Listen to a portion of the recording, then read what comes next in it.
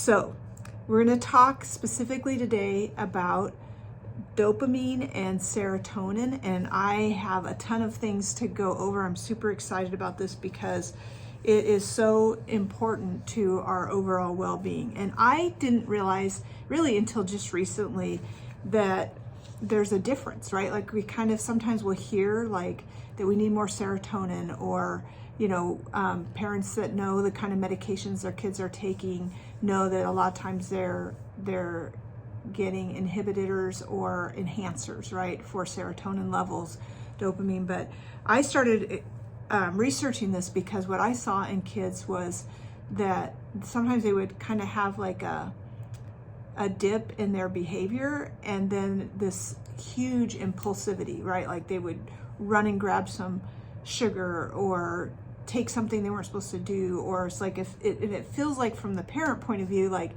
as soon as everything is calm or nothing is happening, like these are the kids that create the crisis, like they create something happening. And I started recognizing it as kind of getting a dopamine hit. So dopamine is what we get, it's temporary pleasure.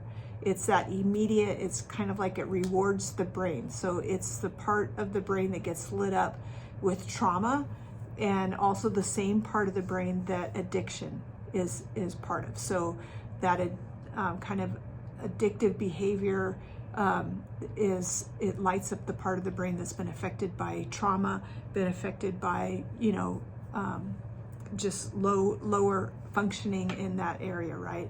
And so this is really important because this is, I think, why we see a lot of the behaviors that we see with kids. I talk a lot to parents about executive functioning skills and building those executive functioning skills, and kids with low dopamine or dopamine seeking they're not aware that they're seeking that. But they're getting kind of those hits of dopamine. So if they scream at their sibling, or they take something really quickly from somebody else, or they go and grab something out of the refrigerator, or even as they get older, like some of the stealing and the lying, and all of that is like hits of dopamine to their brain. And I don't think that it's always conscious, right? Like they're doing it because it feels good in the moment, and that gives us information to know. So we're going to talk about what to do and how to help, but I want to give you some really clear ideas about what I'm talking about with these two things. So dopamine gives temporary pleasure. It is like it's a reward or motivation, right? So and remember, I've said this over and over in the videos, that with kids with ADHD, it's now and not now. With executive functioning issues, it's now and not now. And this is because of dopamine, right? It controls memory, it controls learning, concentration, and movement. So I think that's just really important to know. That's kind of on this side of things, on the dopamine side. Related to dopamine levels in our brains is bipolar, ADHD, schizophrenia, some of the things that some parents may be struggling with as well, and see kind of those same things in their kids. A lot of parents will tell me like, well, I have ADHD, but I didn't know till I was older, or I struggle with bipolar, and so just realizing like this is kind of on the dopamine side of things.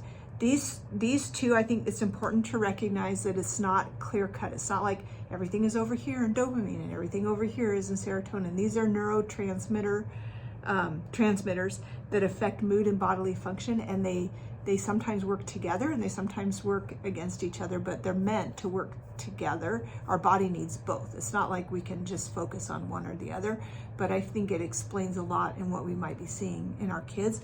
And I think it's important for you as a parent to have some understanding of this, so that when you're looking at medication for your kids, and maybe even for yourself, that you're more aware of that you need things to help your brain to function. Because if we can get the chemicals balanced in our brain, we can get these other things working better. And you're going to really see it as we talk about these things, because it is so connected to our bodily functions. So serotonin is more, it's the long lasting happiness. It's a sense of well-being. And it also affects it's more about our mood. And again, it's that sense of well-being, right? What's interesting about serotonin is 95% of the serotonin that's in your body is in your gut. And so it has a lot to do with your gut health. So I think that's always fascinating, because the kids that I work with, a lot of them have issues with their gut. They have, stuff going on with their brain. And so to just learn about these things and that they're tied together is fascinating to me. Serotonin also has to do with blood clotting and bone health. So it's very important. And the diagnoses that usually come along with serotonin issues, and your kids may have all of this, you may have all of this, is anxiety and depression are more linked to the serotonin levels, where dopamine is more with like bipolar, ADHD, schizophrenia, some things like that. It really shows us that's how the brain is functioning. Although I will tell you that 90 to 99% of the kids that I work with, if it's not 100%, which it probably is, do have anxiety as well, and sometimes depression, because anxiety really drives depression, especially in kids. And the behaviors for anxiety and depression in kids is not the same as in adults. So yes, sometimes they'll shut down and they'll say that they don't want to live, and some kids are more and more shut down and moody and depressed and not having a lot of movement. But a lot of kids that are also ADHD, and I thought it was interesting too that the serotonin is autism is more on the serotonin side and ADHD is more on the dopamine side, because I link a lot of it together. And so I thought that was really interesting to read about that, and just knowing that, knowing the kids that I've worked with, I would say, yeah, because in the autism piece of it, we also struggle with some food issues, what they'll eat, what they won't eat, a lot of gut issues, a lot of difficulty in potty training, constipation and diarrhea, both.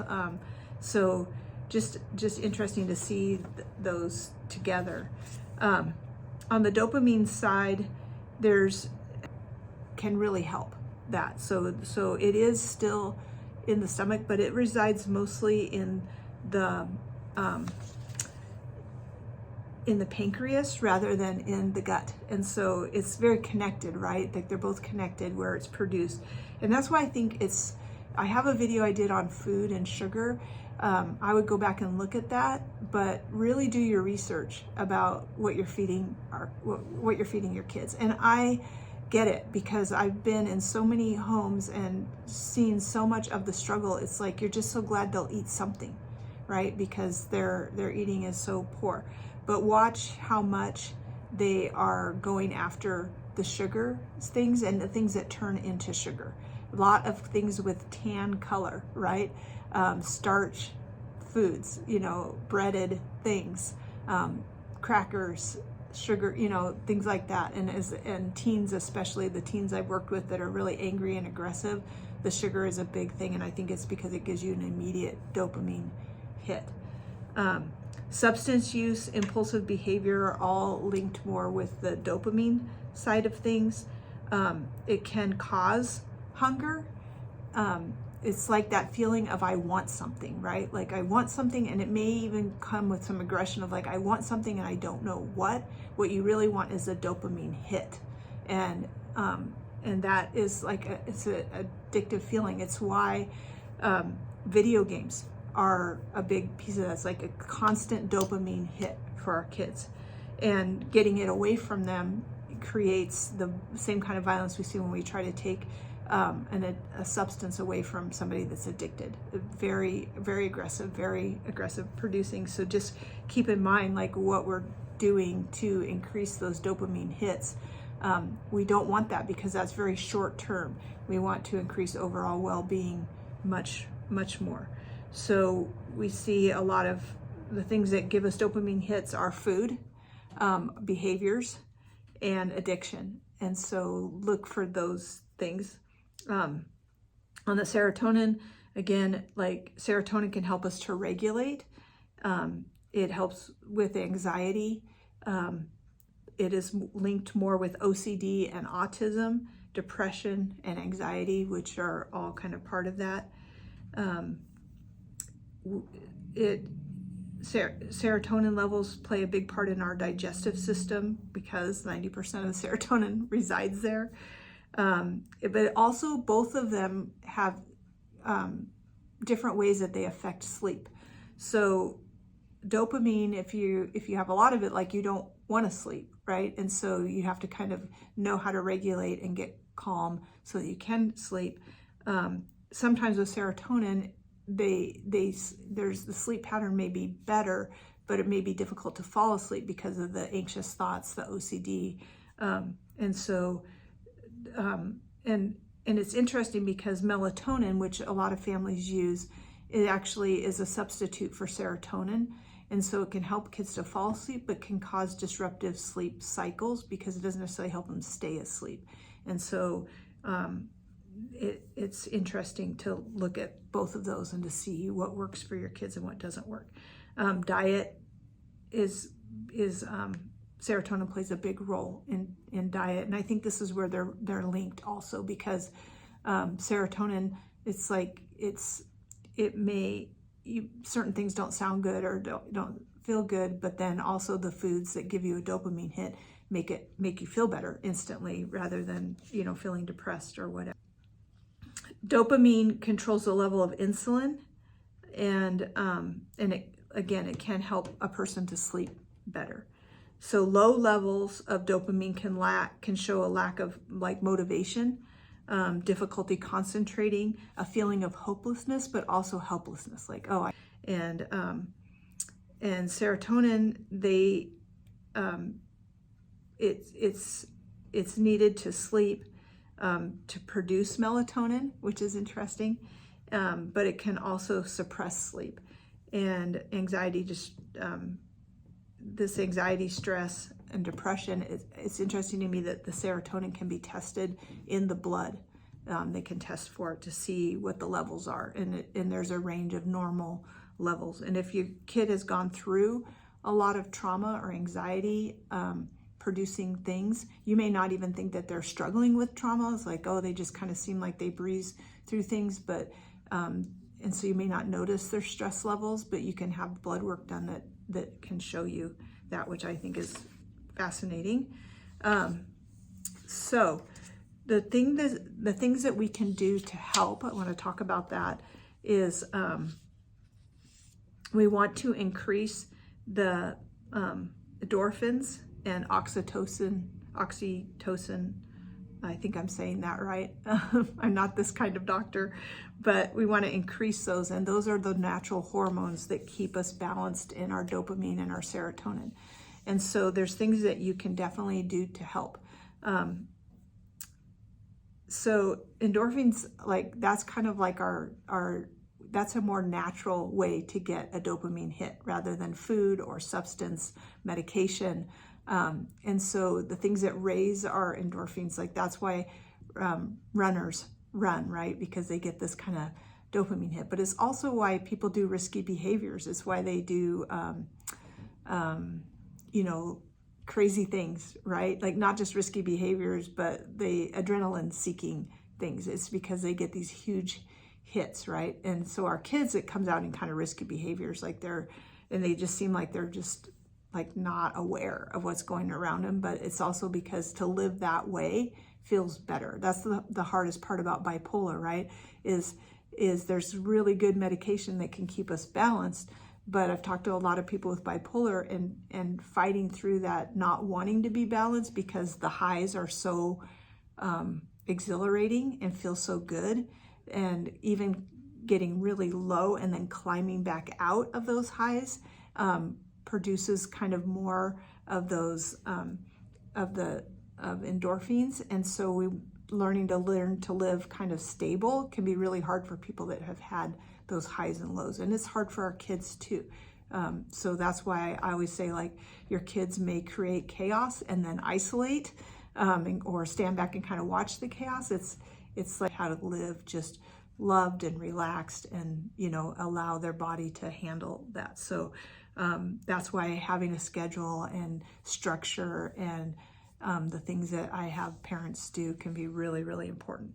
Some things that can help is, number one, a balanced diet with protein that produces these neurotransmitters that are needed. So some really good things that can help kids that is easy to are almond and eggs. Really, really good for producing those endorphins, and oxytocin is increased through relationships. So when you have kids that are relationship challenged, they're getting those hits like through having the conflicts that they have.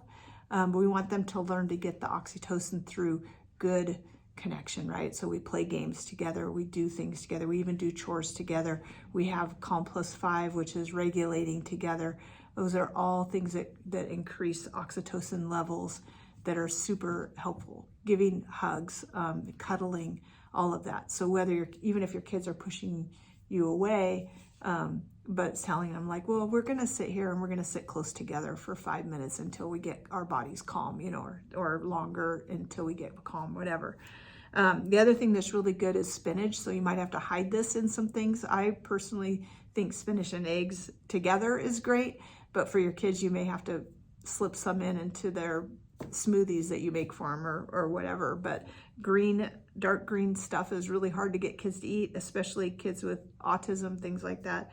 But really watch how much starchy stuff they're eating, because they're getting dopamine hits from that constant snacking, eating stuff, when they really need some solid things that are going to produce some better chemicals for them to make it through the day. Exercise is really important, even if they don't feel like it. Going for a walk, getting some movement, dance. We've done a lot of dance, putting on music, moving around the house, doing even chores, things like that, but doing it together creates both the endorphins and the oxytocin. Meditating or regulating, so using the Calm Plus 5. If you don't know what that is, you might want to get my book, Parenting Emotionally Distressed Kids, or look at some of these other videos, or contact me directly on parentingchallengingkids.com. The Get Started page is a great way to contact me and set up an appointment to talk about what's going on in your home and how I can help you. Because if you are seeing yourself in these struggles, like, you really need a parenting coach so that you can manage yourself, so that you can help manage your kids. But even if it's just your kids, like, this is full-time stuff here to help them to get balanced, to get regulated, and to develop sleep patterns. And also, the other thing that really helps is having fun activities. So obviously we can't go from one high to the next, but as we transition through different things, we teach our kids how to balance those neurotransmitters. All of the things that I have parents do can be really, really helpful in developing better reactions, responses, behaviors, all of it. And it's all tied in to this dopamine and serotonin and the chemicals and what's going on inside of their brain. So I hope this was really helpful. I got a lot out of it, and let me know if you have any questions. Subscribe to these videos, leave your comments, and I will get back to you.